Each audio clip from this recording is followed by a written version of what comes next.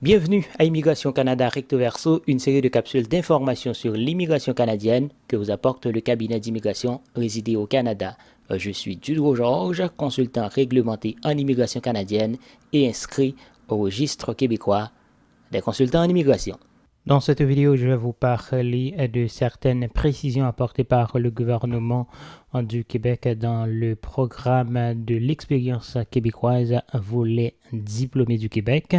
Il faut dire que le ministère de l'immigration et de la francisation et de l'intégration du Québec a annoncé plusieurs modifications réglementaires et c'était donc dans le but de renforcer l'immigration francophone et ça a été annoncé en novembre dernier où l'on a dit à compter du 23 novembre 2024 les étudiantes et les étudiants étrangers qui souhaitent être sélectionnés de façon permanente dans le cadre du volet diplômé et du Québec du PEC, programme de l'expérience québécoise, devront avoir complété un programme d'études admissible en français, soit 75% des cours en français pour les programmes d'études suivants, diplôme d'études professionnelles, DEP, suivi ou non d'une attestation de spécialisation professionnelle, ce qu'on appelle ASP, et puis diplôme d'études collégiales techniques, DEC. Donc,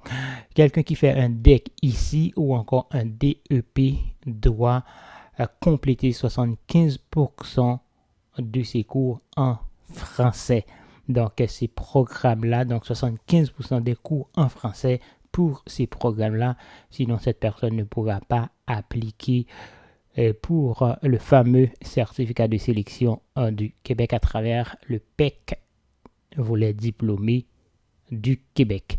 Et puis, c'est exactement la même chose pour les gens qui font des études au niveau universitaire. Par exemple, quelqu'un qui fait un baccalauréat, une maîtrise ou un doctorat doit avoir 75% des crédits en français.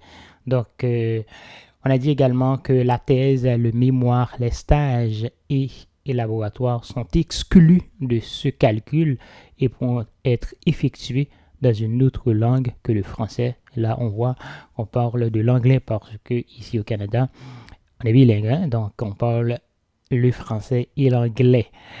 Et on dit que le seuil de 75% devra toujours toutefois avoir été respecté pour les autres cours ou crédits.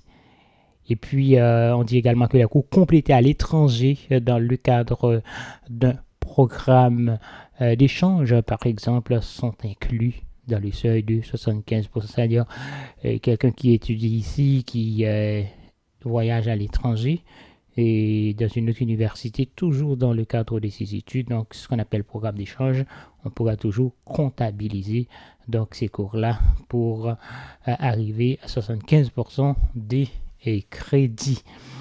Et puis, il y a une précision extrêmement importante ici. On dit qu'une étudiante ou un étudiant étranger ayant complété 3 ans d'études secondaires ou postsecondaires en français à temps plein au Québec ou à l'étranger pourra être sélectionné sans obligation d'avoir complété un programme d'études admissible en français.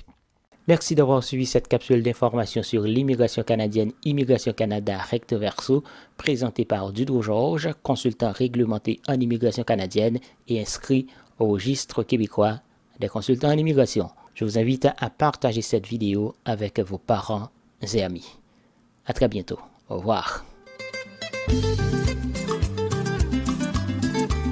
Voulez-vous visiter, étudier, travailler ou tout simplement vivre de façon permanente au Canada? Ne vous faites plus arnaquer par les consultants fantômes sans scrupules. Confiez désormais vos projets d'immigration aux experts du cabinet d'immigration résidé au Canada. Ils sont tous chevronnés, réglementés et reconnus par les autorités canadiennes et provinciales. Appelez-nous dès aujourd'hui pour une consultation en bonne et due forme au 514-418-9898 si vous êtes au Canada, 3309 8009 1330 si vous êtes en France ou dans les départements d'outre-mer français. Avec le cabinet d'immigration résidé au Canada, vous allez faire du Canada votre terre d'accueil, terre d'accueil, terre d'accueil, terre d'accueil, terre d'accueil.